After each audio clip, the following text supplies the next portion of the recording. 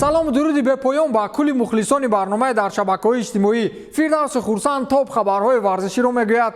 оғоз мекунем.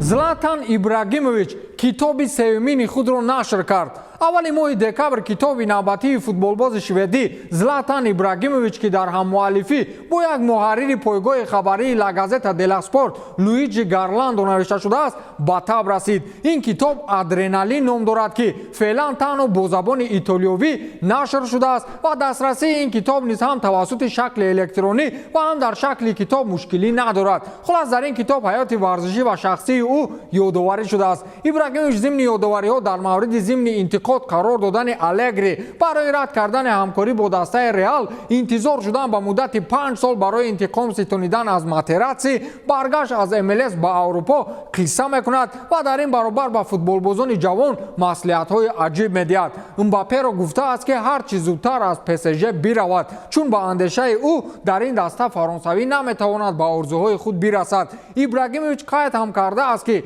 бадтарин чизе ки аз он метарсад рӯзи ҷанбасти карьерааш мебошад. ҷолибтарин қиссаи ин китоб мавзӯи интиқомситонии ӯ аз Матераци мебошад ки барои ҷазои ҷавобӣ ӯ муддати 5 сол мунтазир буд. 2 октябри соли 2005 вақте ки Ибра дар Ювентус бозӣ мекард, дар бозӣ муқобили дастаи Интер Матераци гуфтани ҳимоятгари итолиёвии дастаи Интер дар як бархурд қасдан Ибрагимовичро аз пой афтонд ки ӯ дигар бозиро идома дода натавонист ва танҳо мунтазири вақти муносиб гардид. ӯ нақл мекунад ки Матераци ҳамеша ба футболбоз наздик мешавад ки осеб расонад. ин стратегияи футболии ӯст. ба ҳамин тарзу ҳарифро метарсонад. вақте футболбози хуб нестӣ, пас барои наҷоти худ аз ҳар роҳ истифода мебарӣ. ӯ ғайри қоида ва мақсади нопок ба пойҳоям зад. ҳарчанд осеби ҷиддӣ доштам, вале барои қасос гирифтан аз ҷой бархостам ва он гунаи худро вонамуд кардам ки чизе нест. ман барои он хестам ки интиқом ситонам. Матераци аҳволаш бад мешуд агар бо ман рӯбарӯ мегардид. футбол он лаҳза бароям дуюмдараҷа гардид. мақсад танҳо шикастани Матераци. ман фурсати муносиб пайдо накардам ва дарди поям боло мегирифт. инро Капелло мушоҳида кард ва маро иваз намуд. вуҷудам оташ мегирифт, вале илоҷ набуд. баъдан ҳатто ман дар Интер бо ӯ ҳамдаста шудам, вале ғурури интиқомситонӣ дар қалбам барои ҳамешагӣ маскан гирифта буд. бо гузораи 5 сол вақте ман аллакай дар Милан бозӣ мекардам, ниҳоятан фурсати муносиб пайдо шуду ман бо Матераци рӯбарӯ гардидам. вақте тӯб сӯи ман меомаду Матераци барои онро гирифтан ҷониби ман мешитофт, он ҷо дигар тамоман тӯбро нигоҳ накардам. ҷои муносиб барои зарба задан дар бадани Матераци мекофтам. ӯро чунон сахт задам ки дигар аз ҷой нахест ва ҳамин тавр ба беморхона бурданд. ман ин хеле интиқом меситонам, гуфтааст Златан Ибрагимович. китоби Златанро ҳатман бояд хонд, чун ҳаёти ӯ моҷароҳои зиёде дорад. масалан барои шумо аҷиб нест ки Ибрагимович замони дар Барса буданаш бо Месси чӣ муносибате дошт. хулас ба истилоҳи идеални будани футболбозро бинед ки китоб менависад. Юрген Клопп дар бозӣ муқобили Тоттенхем аз ҷониби довари майдон Пол Тирни бо корти зард муҷозот шуд ва сабабаш дар 3 эпизод ба бесаводӣ муттаҳам намудани довари асосӣ аз ҷониби Клопп будааст. инам дар ҳолест ки бозии дастаҳои Ливерпул ва Тоттенхем яке аз беҳтарин бозиҳои чанд рӯзи охир унвон дода мешавад. дар қисми аввал Харри Кейн бо мақсади тӯбро гирифтан аз Робертсон аз усули лағжиш истифода мебарад ки ниҳоятан ба қоидавайронкунӣ даст мезанад. довар ба Кейн корти зард дод, вале Клопп иддао дорад ки корти сурх бояд дода мешуд. он бархурде ки Тирни бо Робертсон корти сурх нишон дод куллан ба ҳолати аввала бо Харри Кейн шабоҳати 100% дошт. бояд Кейн ҳам корти сурх мегирифт. мо видеодовар дорем ва имконият ҳаст ки бархурди Робертсонро дақиқ намоем. майлаш онҳо барои ҳамин сари монитор нишастаанд, вале онҳо замони бархурди Харри Кейн куҷо буданд? гуфтааст Юрген Клопп. эпизоди дигаре ки Клоппро хеле асабӣ намуд, ин ҳамон ба замин афтонидани Диого Жота аз ҷониби футболбозони Тоттенхем дар дохили ҷаримагоҳ буд ки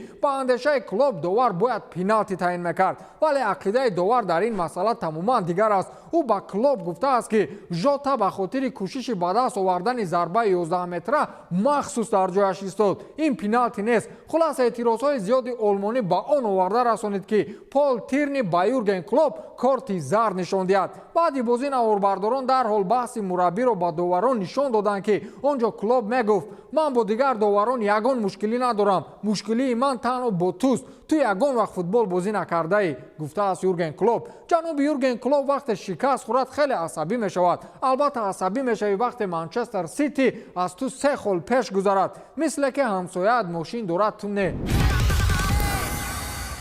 ҳамин Микел Артета то мураббигиро ки ёд нагирифт, аз Арсенал набаромад. мавсимҳои гузашта сатҳи ин даста ҳамон гунае буд ки барои дилхоҳ дастаи англисӣ бархурд бо Арсенал яке аз бозиҳои сабук ба ҳисоб мерафт. ин сол Артета тамоман Арсенали дигарро ба мо пешкаш мекунад. бозӣ бо Лидс исботи он аст ки Арсенал арзандаи мавқеи чоруми ҷадвал мебошад. дар ин набард арсеналиҳо Лидсро ҳамин қадар азият доданд ки дигар вазифаи бачаҳои Лидс Юнайтед тӯбро ба қавле як бало карда аз майдон берун кардан буд. дастоварди аввал ин ки Арсенал Лидсро бо ҳисоби 4-1 шикаст дод ва дастоварди дигари муҳим ин буд ки дастаи Арсенал дар ин бозӣ шумораи умумии голҳояшро дар тӯли фаъолияташ дар таърих ба 7000 адад расонид.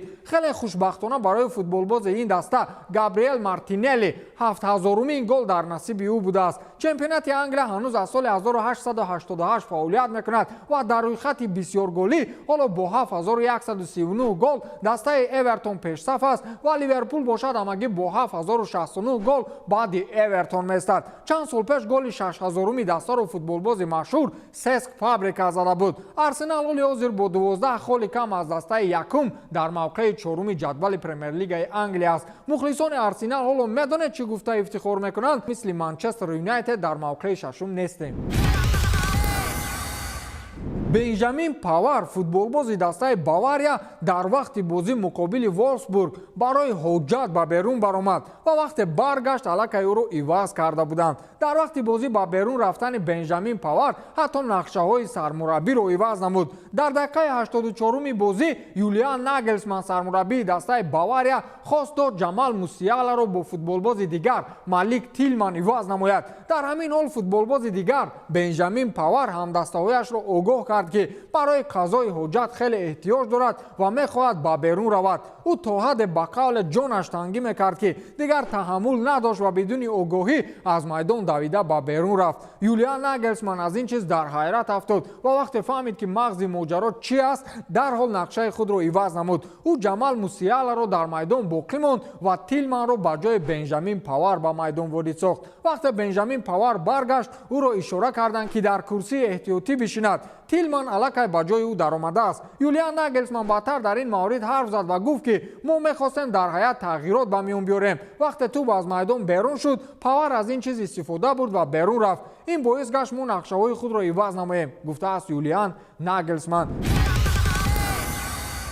нозу бозори Луис Суарес ҳам дар Атлетико оғоз шуд. гунаҳгори асосии ҳамаи ин Диего Симионе мебошад. дар даври 18-уми чемпионати Испания дастаи Атлетико бозии мушкил дошт. онҳо бо яке аз беҳтарин дастаҳои дигари чемпионат Севилья дидор анҷом доданд ки дар дақиқаи 57-ум Симионе водор шуд ки Луис Суаресро иваз намояд. аргентинӣ медонист ки ин хулосааш паёмади хуб надорад, вале натиҷаи бозӣ аз як бозингар ҳамавақт боло меистад. вақте Суарес аз хулосаи Диего Симионе огоҳ шуд, хеле норозӣ ба назар мерасид ва вақте пеши сармураббӣ рафт, ниҳоятан ба қавле кафиду дили худро холӣ кард. ӯ бо қаҳр ҷониби мураббӣ мегуфт ки аҳмақи лаънатӣ, доим ҳамин коратро такрор мекунӣ. баъдан ӯ ҷониби курсии эҳтиётӣ рафту ба истилоҳ гетрии худро бо қаҳр сӯи дигар монду рӯи худро пӯшонид. хабаргузории марка иттилоъ медиҳад ки Диего Симионе тобистон вақте ки Суарес шартномааш хотима меёбаду агенти озод мешавад, бо ӯ шартнома тамдид карданӣ нест.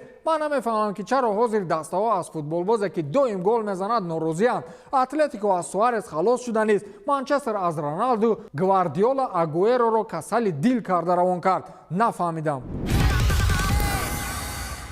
Душан Тадич футболбози дастаи Аякс рекорди 10-солаи Мессиро шикаст. ин ҳам дар ҳоле аст ки 10 сол пеш яъне соли 2011 лионел месси дар як мавсим 36 паси головар ё худ асист дошт ки то имрӯз ба касе аз футболбозон такрор кардани ин шумора даст надода буд. ҳаминак футболбози аякс шумораи пасҳои головари худро ба 37 расониду рекорди дастони зинда лионел мессиро такрор кард. дар гумон аст ки аргентинӣ дар ояндаи фаъолияташ ба чунин дастовар бори дигар даст ёбад. месси ба хотири рекордҳои нав ба псж рафт, вале чӣ хеле ки баръакс рекордҳоро аз дасташ мегиранд. нашавад ки кадом рӯзе дар сари суд ду туби тиллоии баҳсбарангез ҳам гирифта шавад. ба ҳамин тамом то дидор хайр.